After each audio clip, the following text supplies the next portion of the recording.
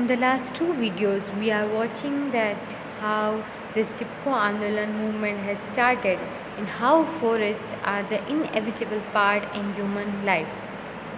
So today we will go further. Out of the Satyagraha movement has grown the post-independence Chipko movement, in which village people have actually put their bodies around trees to stop them from being felled. સત્યાગ્રહ ચળવળમાંથી સ્વતંત્ર બાદ ચિપકો ચળવળ જન્મવી, જેમાં village people have actually put there bodies around trees. એમાં એ લોકો પોતાની બોડીને, જે તમે પિક્ચરમાં જોઈ શકો છો કે Google doodle remembers the moment of Chipko movement, તો this is the Google doodle. If you remember, તમે જ્યારે ગૂગલ શરૂ કરો, so there is if there is a special day, the Google celebrated it, मतलब Google ની જગ્યાએ there are some kind of pictures or images that showing that how Google respect them. So this is also one of the Google Doodle remember that how the woman has played a very vital role to saving the trees. So in this way, this picture I have put the intentionally to give them more information about it. So Chipko Andolan, so they actually hug the trees. So if you are hug the trees means no one come and cut. Like તમે જોયું હશે કે ઘરને બચાવવા માટે પણ લોકો શું કરતા કે આગળ આવીને ઊભા રહી જાય ટ્રકની, એટલે કે ચાલી ન શકે. વાય કે તમે એને મારું મૃત્યુ પછી આ વૃક્ષનું મૃત્યુ થશે, ધ સેમ વે મારા મૃત્યુ પછી આ ઘરનું મૃત્યુ થશે. સો એમની પાસે કોઈ ઓપ્શન ન રહ્યો. So they have put themselves, they have put the life in to danger, કે તેમણે આમ કરીને પણ આ ચિપકો આંદોલન શરૂ કર્યું.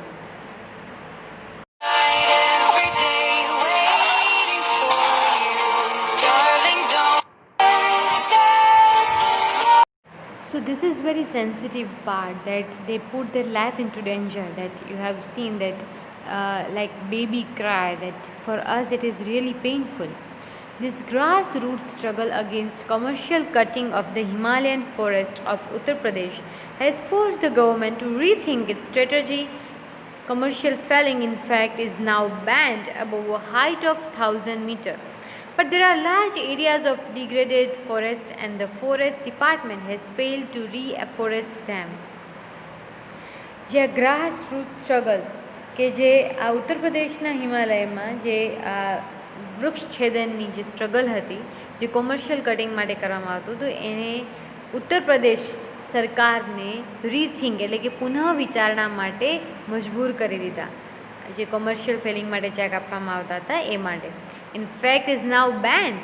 પરંતુ હાલમાં તો એ બેન્ડ એટલે કે એને પ્રતિબંધિત કરી નાખવામાં આવી છે કે અબોવ હાઇટ ઓફ 1,000 મીટર, 1,000 મીટરથી ઉપરના વૃક્ષોને કાપવા નથી. But there are large areas of degraded forest. પણ હવે અત્યારે ડિગ્રેડેડ એટલે કે ઉતરતા પામેલા, એટલે કે નાશ થયેલા જે જંગલો છે એનો ખૂબ મોટો એરિયા છે.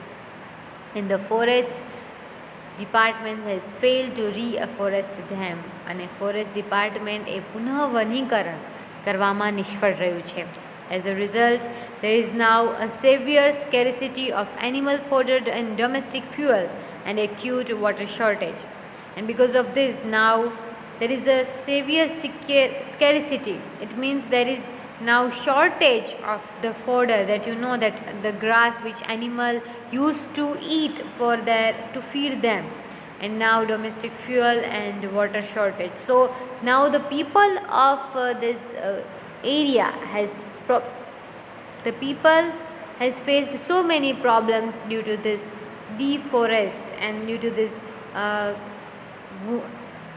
this cutting. So in this way they have protest against the save forest. The women suffer the most. આ બધામાં સૌથી વધારે જો કોઈને સહન કરવાનું આવ્યું હોય તો તે છે સ્ત્રીઓ. In many parts of the hills, women now have to walk all day to collect the daily requirements of fodder. Of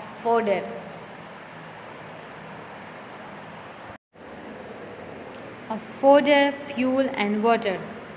શા માટે? તો ભાઈ સ્ત્રીઓને હવે આ બધું ઘર વપરાશનું બળતણ એટલે કે ફ્યુલ અને વોટર પાણી માટે એમની જે ડેલી રિક્વાયરમેન્ટ જરૂરિયાત માટે એમને ખૂબ દૂર દૂર સુધી એમને લાંબુ ચાલવું પડે છે. Inspired by the Chipko movement, the village women have now started to manage and protect the local forest to ensure their regeneration.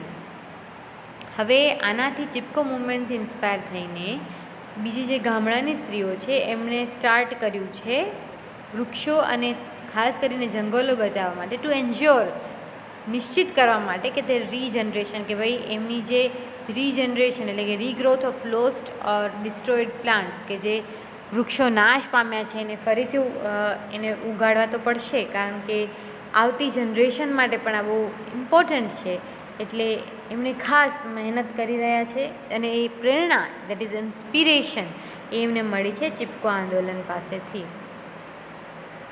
Under the leadership of Shri Sundar Bahuguna and Shri Chandi Prasad of Tehri Gadwal district in Uttaranchal, tree lovers came forward to save the deodar forests that lie on the slopes of the Himalayas. Sundarlal Bahuguna અને ચંડી પ્રસાદ જે Terry ગઢવાલમાં છે એમની leadership નીચે જેટલા પણ વૃક્ષ પ્રેમીઓ છે એ આગળ આવ્યા ખાસ કરીને ડ્યોડર ફોરેસ્ટને બચાવવા માટે કે જે લાય એટલે કે ત્યાં રહેલું છે. ક્યાં રહેલું છે તો હિમાલયના સ્લોપ હિમાલયના ઢોળાવો ઉપર આ જંગલો રહેલા છે અને બચાવવા માટે આ બધા લોકો આગળ આવ્યા. In this movement, the tree lovers used to embrace the trees to save them from being cut. It was popularly known as the Chipko movement. અને આ લીડરશિપમાં એ લોકો કઈ રીતે કામ કરતા તો એ વૃક્ષને ચીપકી જતા કે જેથી એમને બચાવી શકાય અને એ વધારે પડતું જાણીતું છે ચિપકો મૂવમેન્ટ. લાઈક ચીપકવું મીન્સ ટુ હગ તો એ ચીપકી જતા હતા કોને તો વૃક્ષને to save them. So that is called as a Chipko movement. Conservation of forest is our moral duty. જંગલોનું રક્ષણ કરવું conservation means preservation or restoration એટલે તમને ખ્યાલ હોય કે this is preserved this can be preserved. જ્યારે તમે ફૂડ આઇટમ્સ લેવા જાઓ તો there is a sentence like you can preserve it at under 180 degrees or something like that. There is a instruction is being there if you have noticed. So why it is there? So you can conservative, that is conservative food means that the food which you can stored and later you can use it. It is used here for the forest. I am just giving you the verbal diction that makes you an advanced learner, and while speaking in English it will be very useful. So conservation of forest કે ભાઈ જંગલોનું સંવર્ધન કરવું એનું રક્ષણ કરવું એ આપણી નૈતિક ફરજમાં આવે છે. અવર કોન્સ્ટિટ્યુશન નાઉ રીડ્સ આપણું બંધારણ એમ કહે છે કે it is every citizen's fundamental duty to conserve and thereby improve forest, lake, rivers, environment along with the wildlife and also to have compassion towards organisms. આપણું બંધારણ પણ એમ કહે છે કે આપણા ફંડામેન્ટલ ડ્યુટીમાં આવે છે મૂળભૂત ફરજોમાં આવે છે કે આપણે ફોરેસ્ટ જંગલો, લેક એટલે કે તળાવ, એન્વાયરમેન્ટ પ્રાણી અને વાઇલ્ડ લાઈફ એટલે કે જંગલી જીવો જેમાં શું આવે animals living in a natural environment કે જે ભાઈ નેચરલ એન્વાયરમેન્ટમાં જે વન્યજીવન રહે છે બધાની જાળવણી કરવી આપણી ફરજમાં આવે છે. આપણે નથી કહેતા તમે કે હું નહીં, પરંતુ આ કોણ કહે છે? અવર કોન્સ્ટિટ્યુશન આપણું બંધારણ એ આપણને કહે છે. એન્ડ સ્પેશિયલી ટુવર્ડ્સ ઓર્ગેનિઝમ અહીંયા ઓર્ગેનિઝમ એટલે વનસ્પતિ જીવન કે જે ઓર્ગેનિક ફૂડ કે જે ભાઈ નેચરલ વેમાં એ પ્રોસેસ થાય છે તો એને બચાવવાની ફરજ આપણી છે એવું અહીંયા કહેવા માંગે છે. Look, this is about the fundamental duties. Whenever it comes to the right, no, everybody has knowledge about it. કે લાઈક આ મારો હક છે, આ મારો મૂળભૂત હક છે. But when it comes to duty કે આ મારી મૂળભૂત ફરજ છે, people generally tend to forget that okay fine. I don't know how many of you have acknowledged that in our textbook. Every textbook has started with this મૂળભૂત ફરજો where what is your duty towards nation. And because coin in two sides of coin, like if one side if you can claim that this is my fundamental right, then you must be aware that what is your fundamental responsibility, what is your fundamental duty towards nation. So this is very important, being not being a student but even as being a citizen, being a proud Indian or any country. But you should aware that what is your duty and what is your fundamental right. Kangar, a village of 200 families, lies at the height of 2000 meter.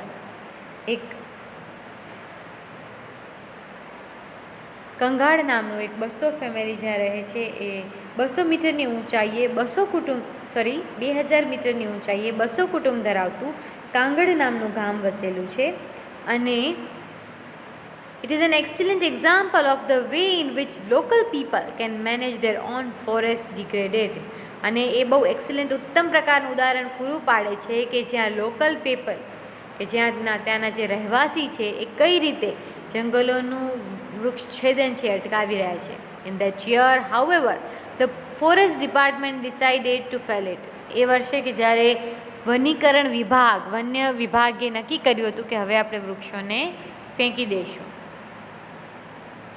The village women who had to walk long distance for fuel, fodder and water were determined to save the last patch of trees. ગામડાની સ્ત્રીઓ કે જેમને બહુ દૂર સુધી fuel એટલે હવે તમને ખબર છે બળતણ, ફોડર એટલે ઘાસ, અને પાણી માટે જેમને દૂર સુધી જવું પડતું હતું એ હવે ડિટરમિન્ડ થઈ ગઈ, દ્રઢ નિશ્ચય થઈ ગયું to save the last patch of trees કે ભાઈ વૃક્ષોનું જે લાસ્ટ પેચ છે, જે છેલ્લો ઢોળાવ પર જે ઉગેલા છે એને કોઈ પણ રીતે બચાવીને રહેશે જ. The main of Kangad who were offered work by the forest department to fell the trees. હવે જુઓ આયરની વક્રોક્તિ જુઓ કે જે મેન ઓફ કંગાડ જે આ કાંગડ વિલેજના લોકો છે એના પુરુષોને જ આ વૃક્ષ છેદનનું કામ આપવામાં આવ્યું હતું ને એમને પૈસા મળવાના હતા. અને એટલે એ લોકો એ માટે કામ કરવાના હતા. As a result there was a conflict between the village men and women. અને એને લીધે ગામડાના પુરુષો અને સ્ત્રીઓ વચ્ચે ખૂબ મોટો સંઘર્ષ થઈ ગયો. કોન્ફ્લિક્ટ એટલે સંઘર્ષ. સો don't be in a conflict mood. સંઘર્ષના મૂડમાં ન રહો. દેર is a difference between dilemma and conflict. Okay, conflict એટલે સંઘર્ષ, આમ ઝઘડા થાય, ઉગ્ર બોલાચાલી થઈ જાય. એન્ડ ડાયલેમા એટલે મૂંઝવણ કે there are two dresses but I am in a dilemma of what to choose it and how to choose it. Okay, તો that is a dilemma કે તમને મૂંઝવણ હોય કે આ બેમાંથી શું. After 4 months of resistance, તમે સ્ત્રીઓની તાકાત જુઓ કે 4 મહિનાના સળંગ પ્રતિકાર પછી the women succeeded in saving their forest. સ્ત્રીઓ એમના જંગલને બચાવવા માટે સક્ષમ રહી. The women's organization, that is the મહિલા મંગલ દળ, જે વુમન્સનું ઓર્ગેનાઇઝેશન હતું, જે સ્ત્રીઓની સંસ્થા હતી, then decided to revive the degrade forest. અને પછી એમણે નક્કી કર્યું કે આપણે ફરી પાછું આ જે ડિગ્રેડેડ ફોરેસ્ટ છે એમણે પાછું વનીકરણ કરશું. On the basis of the number of cattle owned by each family, contributions were raised to employ forest guard who was paid ₹300 per month.